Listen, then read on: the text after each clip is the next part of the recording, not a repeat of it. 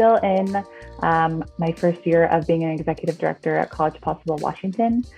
So for me, it's a lot of learning and a lot of connecting with community members. I think one of the things that I share with folks about my personal journey is growing up multiracial, identifying as a woman of color, growing up in Central Washington, provided a lot of unique experiences and I think unique challenges. I think for me, I grew up always knowing that I wanted to go to college and that was something that was a key to future success. When I was younger, my parents used to have me recite the grades, like kindergarten, then I go to first and second, and then the end was college. And so it was instilled in me from a really young age. I think that was a next step for me. And I really appreciated that my parents did that, knowing that neither of them had the opportunity to go to college, and I think talked about it a lot. So for me, growing up in Central Washington, it's a more rural area. I would say there isn't as many opportunities for students.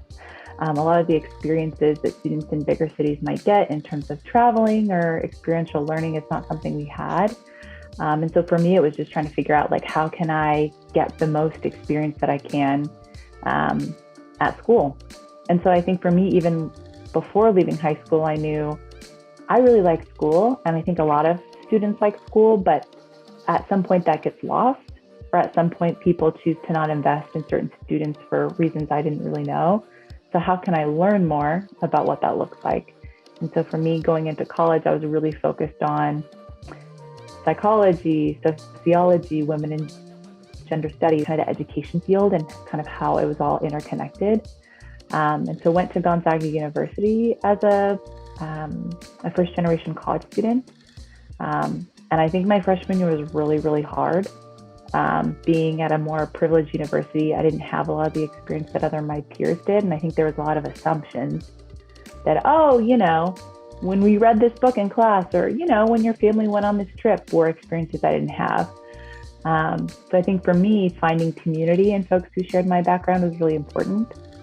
And understanding that feeling a sense of belonging is first in terms of being able to feel like you can succeed and be successful in a school setting.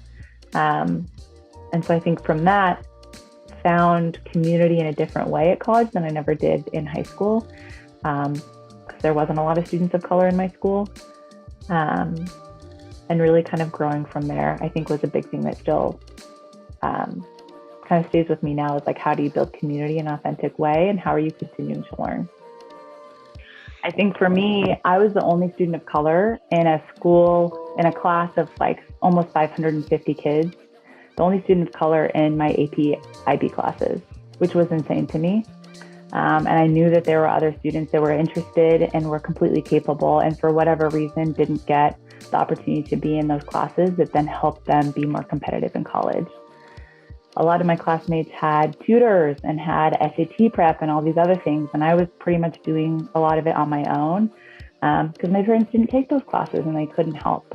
And so I think for me, taking all those AP, IB assessments at the end of the year and then getting into colleges, all that happened junior year, everyone was really excited about that. And I remember sitting in one of my AP classes and one of my classmates, who was a white man, was like, Lauren, the only reason you got into all those schools is because you're a woman of color, right? I didn't get into those schools. Just know that, we all did the same. We probably got the same grade on the test, but that's the only reason you got in. And I remember being pissed, sitting there in class and not having the words or having the confidence, I think, to address him in class, but thinking afterwards, I worked my ass off way more than the rest of you did without the help that you had to get here. How dare you, discount my worth, my value. And I think for me in that moment, honestly, Sean, was I want to be an advocate for people who are underrepresented. I want to be a mouthpiece to shout out the things that students can do and are already doing every day and not getting recognized for. For me, transparently, I really like being school adjacent is what I say. I think you're able to be really nimble in terms of how you do your work and how maybe radical you can be in your strategy and your processes when you're not in the system. And I think that education is a key for a lot of folks. I still believe that, and we have a long way to go. And so for me, how am I being part of a solution to support students?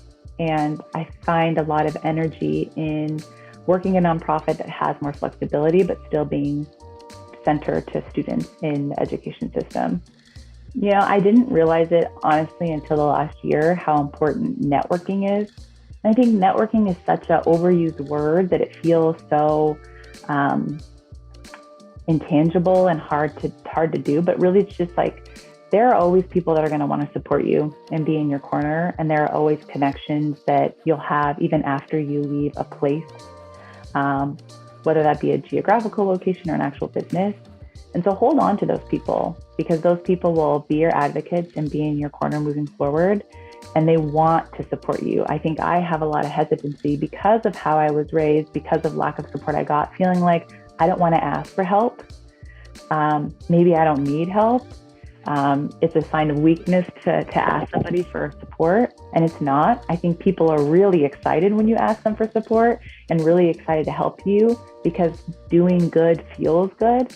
And I think recognizing that, what I hope students realize is you have more folks in your corner than you think you do, and be okay reaching out to them for support or advice or a job connection or a school connection, because 9.5 times out of 10, that person will be so excited to say yes, and you'll probably get a lot more out of that experience than you ever thought you would.